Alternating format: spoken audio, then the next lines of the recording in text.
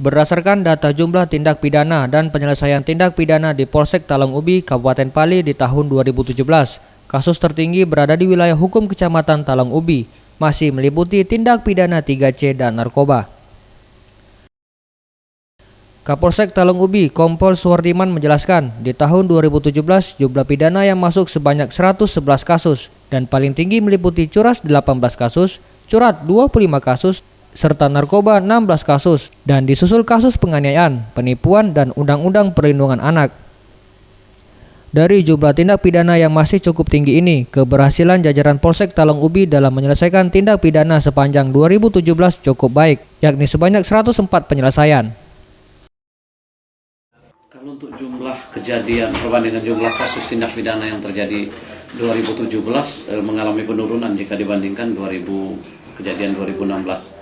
Untuk penyelesaian adapun jumlah kasus yang terjadi ada 111 kasus yang dapat diselesaikan oleh anggota kita 104, masih sekitar 7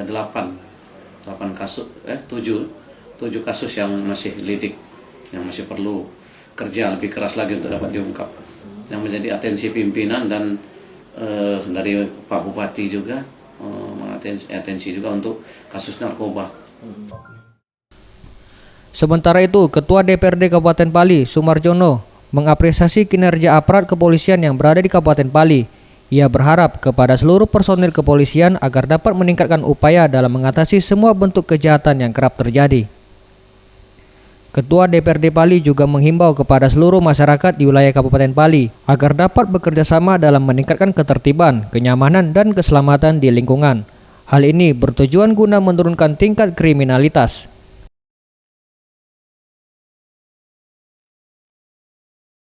Selanjutnya kepada masyarakat, kami berharap tolong kerjasama kita ditingkatkan.